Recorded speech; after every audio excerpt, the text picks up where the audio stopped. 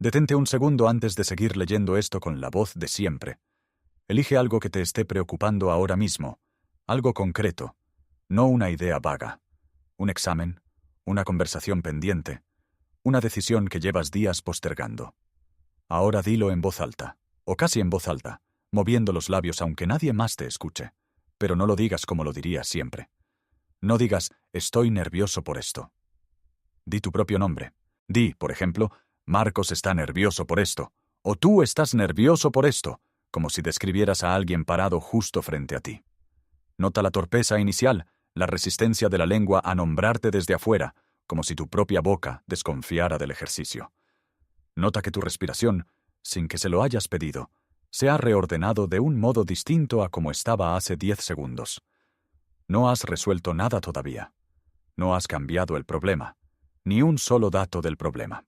Pero acabas de mover algo en el campo eléctrico de tu propio cerebro, un campo que ahora, mientras terminas de leer esta frase, ya no vibra exactamente igual que antes de empezarla. Son apenas 3 o 4 palabras. Ni siquiera cambiaste el contenido de lo que te preocupa. Sigue siendo el mismo examen, la misma conversación, la misma decisión aplazada. Solo cambiaste un pronombre. Y sin embargo, en algún laboratorio de electroencefalografía, esa sustitución minúscula ya había sido medida antes de que tú la hicieras esta tarde. El cerebro reacciona de manera distinta, en una ventana de tiempo demasiado corta para que hayas podido decidirlo de forma consciente. La intuición humana fue calibrada por millones de años para juzgar objetos de tamaño medio, moviéndose a velocidades medias, para calcular si una rama va a romperse o si un animal va a atacar, no para sospechar que un pronombre gramatical pudiera alterar la amplitud de una señal eléctrica cortical en menos de un segundo. Nadie te explicó en la escuela que la forma en que te nombras dentro de tu propia cabeza no es un detalle de estilo, sino una variable física medible, con una magnitud, con una latencia, con una dirección de propagación dentro del tejido nervioso. Una palabra tan pequeña no debería mover nada tan grande. Y sin embargo lo mueve. ¿Qué tendría que ser tu cerebro, por dentro, para que esto sea posible? Tu cerebro no es una sola voz que narra tu vida desde un único punto de mando. Es una red de regiones que se hablan entre sí de manera constante, y una de las conversaciones más antiguas y más ignoradas de esa red ocurre entre la corteza prefrontal y una estructura pequeña, con forma de almendra, enterrada en la profundidad de cada lóbulo temporal. La amígdala. La amígdala no razona. No tiene vocabulario. Su trabajo es responder rápido, con el cuerpo entero, ante cualquier señal que pueda representar una amenaza, y no distingue con precisión entre una amenaza real y un pensamiento sobre un examen de mañana. La corteza prefrontal, en cambio, sí distingue, sí razona, y una parte de su función evolutiva consiste en enviar señales inhibitorias hacia abajo, hacia la amígdala, para decirle, en términos eléctricos y químicos, que no hace falta activarse tanto. El problema es que esa señal descendente no siempre se dispara con la misma fuerza. Depende de cómo esté organizada, en ese instante, la actividad de la propia corteza prefrontal. Y esa organización depende, entre muchas otras cosas, de un dato que suena trivial: el pronombre gramatical que tu circuito de lenguaje acaba de producir. Un dato poco conocido. El área de Broca, la región frontal encargada de planificar el habla, no distingue entre hablar en voz alta y hablar en silencio dentro de tu cabeza. Ambos procesos activan patrones motores casi idénticos, medibles incluso en la laringe, aunque no emitas sonido. Tu diálogo interno no es una metáfora poética sobre la voz de tu cabeza. Es, literalmente, una simulación motora del habla, ejecutada por el mismo circuito que mueve tu lengua y tus cuerdas vocales cuando hablas con otra persona, solo que el comando final se frena antes de llegar al músculo. Esto significa que cuando te refieres a ti mismo como yo, tu circuito de lenguaje ejecuta la misma gramática de inmersión que usarías para narrar algo que te está ocurriendo en este instante, en primera persona, sin distancia. Cuando en cambio dices tu nombre, o tú, ese mismo circuito ejecuta la gramática que reservas para hablar de otra persona, una gramática que activa, de manera automática, los procesos que tu cerebro usa para modelar mentes ajenas, no la propia mente inmersa. La creencia común asume que un pronombre es puramente decorativo, intercambiable, que decir yo o decir tu nombre es exactamente lo mismo con distinto envoltorio. La neurofisiología del lenguaje muestra que no es así. Son dos rutas de procesamiento distintas, con distinta carga atencional, distinta activación prefrontal y distinta implicación de la red de teoría de la mente. La misma red que usas para adivinar qué piensa un desconocido. La frase más reductiva posible sería esta: tu cerebro no tiene una sola gramática para hablar de ti mismo, tiene al menos dos, y cada una activa un circuito físico diferente, con consecuencias medibles en el cuerpo entero. Hay un segundo dato de anatomía que conviene tener presente antes de avanzar. Cada vez que produces habla, sea audible o subvocal, tu cerebro genera de manera simultánea una copia interna de esa orden motora, un fenómeno que la neurofisiología llama descarga corolaria. Y esa copia se envía por adelantado a las áreas auditivas para que puedas distinguir tu propia voz de una voz externa antes incluso de haber terminado de hablar. Este mismo sistema de copia anticipada es, con datos de neuroimagen, más intenso y más rápido cuando el contenido del habla es autorreferencial en primera persona, porque el cerebro trata esa producción como información de máxima prioridad sobre el propio estado del organismo. Cuando la gramática cambia a tercera persona, la prioridad de esa copia interna baja ligeramente, como si el sistema de vigilancia interno clasificara el mensaje con una urgencia distinta. No se trata de una diferencia de opinión ni de una interpretación posterior. Es una diferencia de procesamiento que ocurre en el mismo instante en que la frase se está formando, antes de que termine de pronunciarse. Antes de seguir, vale la pena que hagas una pausa breve. Si esto te está resultando útil, suscríbete al canal y deja tu me gusta. Ayuda a que este tipo de contenido, con esta profundidad, siga llegando a más personas como tú. Todo esto se puede medir con precisión de milisegundos, y aquí es donde el mecanismo deja de ser una hipótesis razonable y se convierte en un dato registrado. En 2017, un equipo dirigido por Jason Moser, director del Laboratorio de Psicofisiología Clínica de la Universidad Estatal de Michigan, junto con Ethan Kross, de la Universidad de Michigan, publicó en Scientific Reports un experimento en el que se pedía a los participantes reflexionar sobre imágenes perturbadoras usando la primera persona, estoy asustado, o el propio nombre, él está asustado, ella está asustada, mientras se registraba su actividad eléctrica cerebral mediante electroencefalografía. El resultado central, usar el nombre propio, en lugar de yo, redujo un marcador electrofisiológico conocido como potencial positivo tardío, un componente de la señal cerebral asociado a la reactividad emocional autorreferencial, y esa reducción ya era medible dentro del primer segundo posterior a ver la imagen, no dentro del primer minuto, dentro del primer segundo. Esa es la capa inmediata del mecanismo, y el principio físico que la explica es el de un gradiente inhibitorio descendente. La corteza prefrontal envía una señal que desciende hacia estructuras subcorticales y reduce la magnitud de su respuesta, exactamente como un gradiente de voltaje que se propaga de una región de mayor potencial regulador hacia una de menor resistencia a ser modulada. Lo notable, y esto los propios investigadores lo subrayaron, es que este efecto no requirió más esfuerzo cognitivo que hablar en primera persona. No hubo un incremento correspondiente en los marcadores de control cognitivo esforzado, lo que sugiere que la distancia gramatical no es un truco mental costoso, sino una especie de atajo que el cerebro ya tenía disponible, esperando ser usado. La segunda capa se despliega en el rango de los segundos a los minutos. Y aquí el anclaje son los 7 estudios publicados en 2014 por Ethan Kross y su equipo en el Journal of Personality and Social Psychology, bajo el título El autodiálogo como mecanismo regulador. Cómo lo hagas importa. En una de sus pruebas más exigentes, se pidió a personas con ansiedad social que se prepararan para dar un discurso frente a evaluadores, usando durante la preparación primera persona o su propio nombre. Quienes usaron su nombre mostraron menos ansiedad reportada, menos pensamientos de vergüenza posteriores al discurso y un desempeño evaluado como más seguro por observadores externos que no sabían qué grupo estaba usando cada estrategia. Aquí el mecanismo ya no es solo una amplitud eléctrica reducida en un instante. Es una cascada que se sostiene mientras dura la tarea, porque cada vez que el pensamiento amenazante reaparece, la distancia gramatical vuelve a aplicar su gradiente inhibitorio, una y otra vez, como un regulador que no se dispara una sola vez, sino que permanece activo mientras el sistema lo necesita. Y aquí aparece la comparación que de verdad pone las cosas en perspectiva. En ingeniería de control, cuando un sistema tiende a oscilar de manera inestable ante una perturbación, la solución clásica es introducir un lazo de retroalimentación con un controlador, típicamente un controlador proporcional integral derivativo, que mide constantemente el error entre el estado actual y el estado deseado, y aplica una corrección proporcional a ese error, con suficiente margen de fase para no sobrecorregir y generar una oscilación aún peor. Diseñar, calibrar e instalar un controlador de este tipo en un sistema industrial complejo, una planta química, una red eléctrica, un dron de vuelo autónomo, puede costar semanas de ingeniería, bancos de pruebas, sensores redundantes y ciclos de ajuste fino que se cuentan en decenas de miles de dólares, porque un mal margen de fase no perdona. El sistema entero puede volverse inestable y destruirse a sí mismo por resonancia. Tu cerebro resuelve un problema estructuralmente equivalente, la estabilización de un sistema emocional que tiende a la oscilación descontrolada ante una amenaza percibida, con un controlador que no cuesta nada, que no requiere calibración de fábrica, que ya viene instalado por defecto en tu circuito de lenguaje y que se activa con 3 palabras que tardas menos de 2 segundos en pronunciar. La diferencia no es solo de costo, es de escala temporal.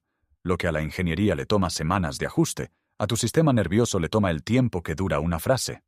Conviene además comparar la precisión, no solo el costo. Un controlador industrial mal calibrado puede tardar días en detectarse como defectuoso, porque el error se acumula de forma gradual hasta que el sistema completo entra en una oscilación visible.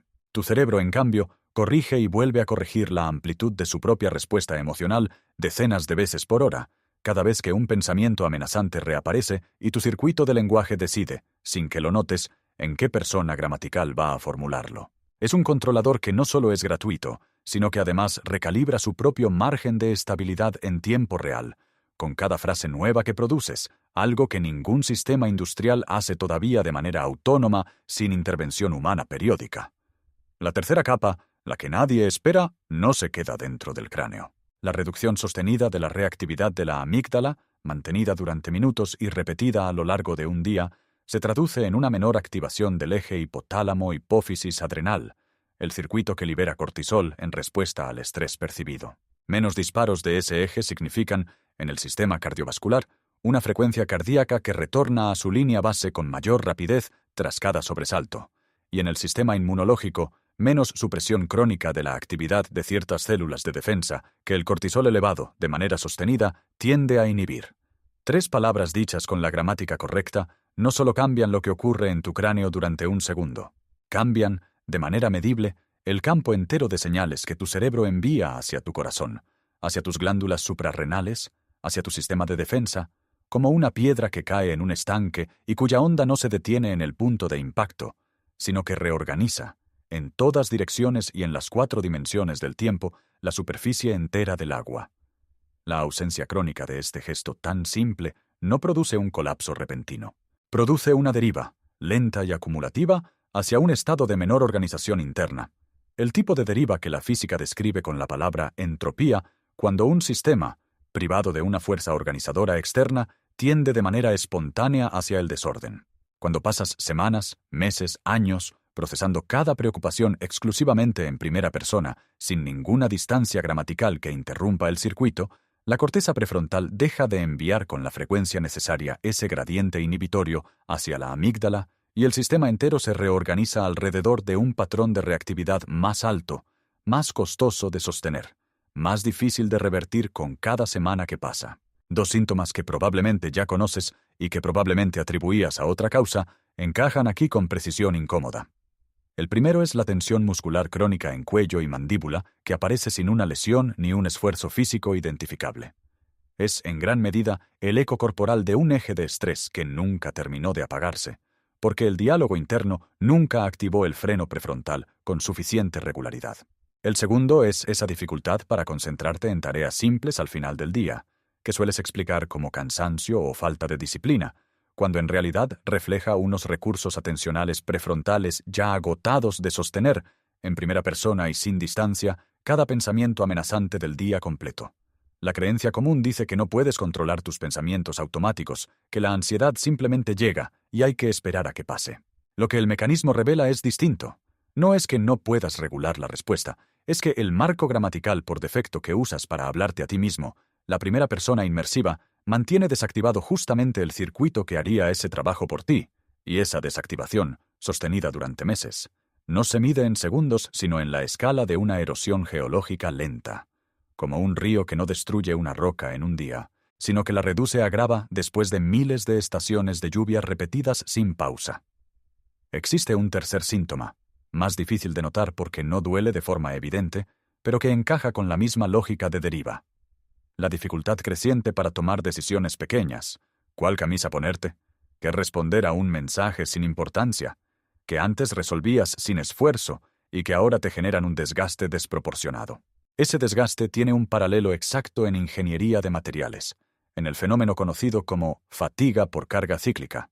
Una pieza metálica puede soportar sin problema una carga puntual mucho mayor que la que finalmente la quiebra.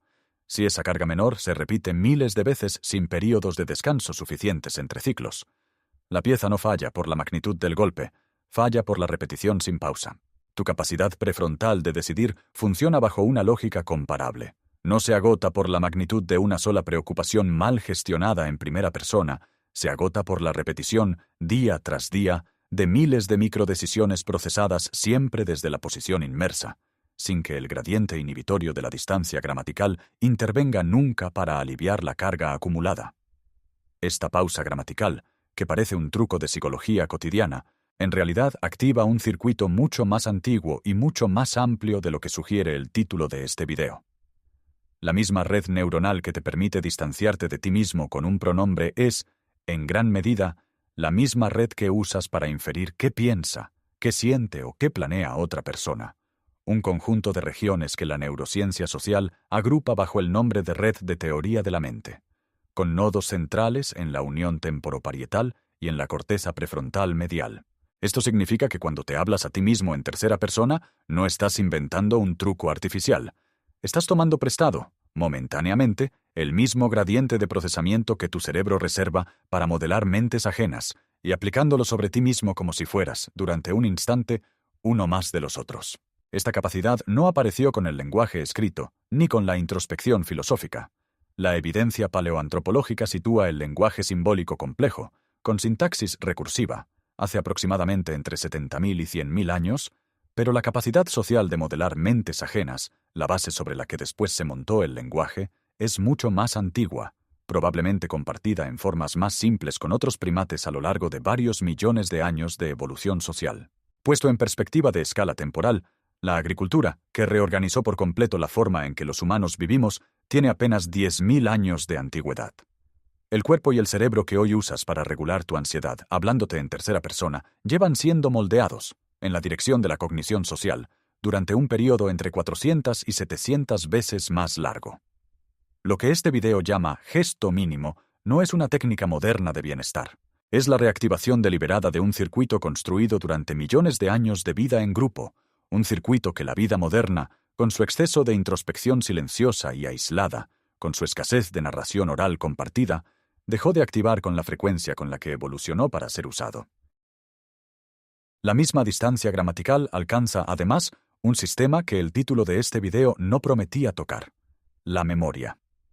En 2009, Ethan Kross, junto con Mark Davidson, Jochen Weber y Kevin Oxner, publicó en Biological Psychiatry un estudio sobre las bases neuronales de recordar experiencias autobiográficas dolorosas desde una posición inmersa frente a una posición distanciada, y encontró que recordar un episodio negativo desde una perspectiva de observador externo, en lugar de revivirlo en primera persona, reducía la reactivación de la amígdala asociada a ese recuerdo, sin borrar el contenido del recuerdo ni negar lo ocurrido.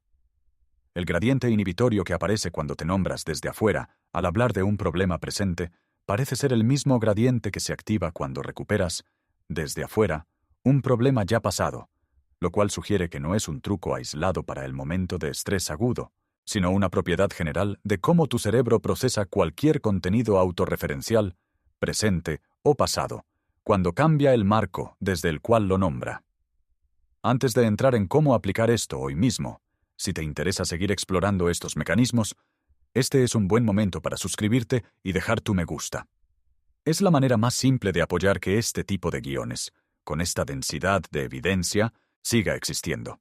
La aplicación tiene una dosis mínima efectiva y una forma correcta de ejecutarla, ambas derivadas directamente del mecanismo descrito.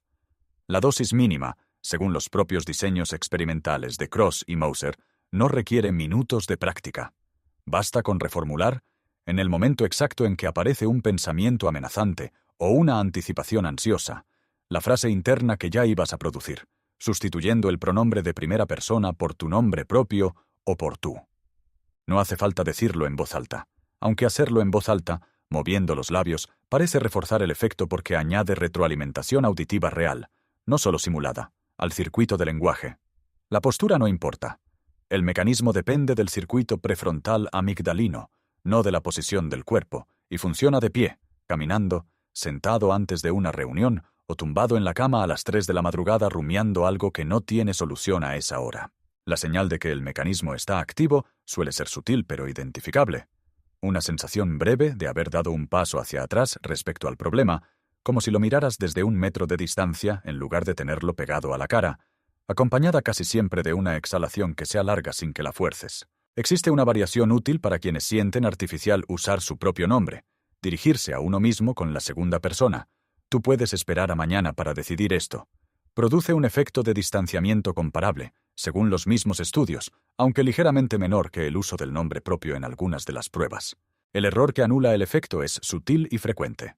Usar la distancia gramatical para lanzarte un juicio duro. Marcos siempre arruina todo, en lugar de una descripción reguladora. Marcos está nervioso por esto y eso es comprensible. Porque en ese caso, el circuito de teoría de la mente que se activa no es el que ofrece perspectiva serena, sino el que usarías para juzgar con dureza a otra persona.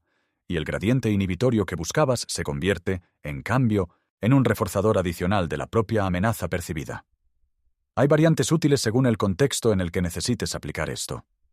Antes de una conversación difícil en el trabajo, formular internamente la anticipación con tu nombre. A Laura le va a costar decir esto, y aún así lo va a decir. Parece sostener el efecto más tiempo que una sola frase aislada, porque mantiene activa la posición de observador durante todo el evento, no solo en el segundo inicial. En contextos de desempeño físico o deportivo, donde no siempre es posible hablar en voz alta, la misma sustitución funciona en formato subvocal, moviendo apenas la lengua contra el paladar sin emitir sonido, y sigue produciendo la activación motora parcial suficiente para el efecto, según lo que muestran los registros de electromiografía en estudios de habla interna. Si tienes dificultades del habla, o simplemente te resulta forzado nombrarte en voz alta, escribir la frase en tercera persona, en una nota o en un mensaje que no vas a enviar a nadie, activa un circuito de producción de lenguaje suficientemente similar, como para conservar buena parte del beneficio medido en los estudios, aunque con una latencia ligeramente mayor que el habla, porque el circuito de escritura recluta, además, planificación motora manual. Hay algo que vale la pena decir con la misma honestidad con la que se reportan los límites reales de cualquier hallazgo. No se sabe todavía con precisión completa por qué el efecto del pronombre es tan rápido, ni cuánto tiempo se sostiene su beneficio si se practica de manera repetida durante años, ni si funciona con la misma magnitud en todas las culturas lingüísticas, algunas de las cuales codifican la distancia social en la gramática de un modo distinto al español o al inglés en los que se han hecho la mayoría de estos estudios.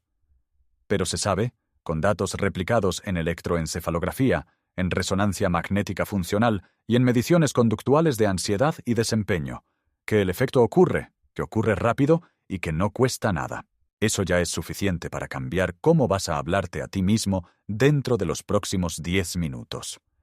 Durante buena parte de tu vida asumiste, sin haberlo pensado nunca de manera explícita, que existía un único tú hablando dentro de tu cabeza. Una sola voz que narraba tus problemas siempre desde el mismo lugar, siempre desde el centro exacto de la experiencia. Lo que este mecanismo revela, con una precisión que ninguna intuición cotidiana podría haberte ofrecido, es que ese único tú es, en realidad, un sistema con al menos 2 posiciones de cámara disponibles, una inmersa, pegada al problema, indistinguible de él, y otra ligeramente retirada, capaz de nombrarte como si fueras alguien más sin dejar de ser tú. La evolución no construyó esta segunda posición como un lujo filosófico, ni como una técnica de autoayuda pensada por alguien en el siglo XXI. La construyó porque un animal social necesitaba, para sobrevivir en grupo, la capacidad de modelar mentes ajenas con precisión, y esa misma maquinaria, una vez disponible, quedó abierta para ser usada también sobre uno mismo. No hablas contigo mismo porque estés roto, ni porque necesites arreglar algo defectuoso. Hablas contigo mismo porque tu cerebro, desde su arquitectura más profunda, siempre fue al menos 2. El que vive el problema y el que puede nombrarlo desde un paso de distancia, y la física de esa distancia, medida en milisegundos de una señal eléctrica descendente, Es tan real como la que ordena el resto de tu cuerpo. Nunca fuiste una sola voz. Fuiste, desde el principio, una conversación.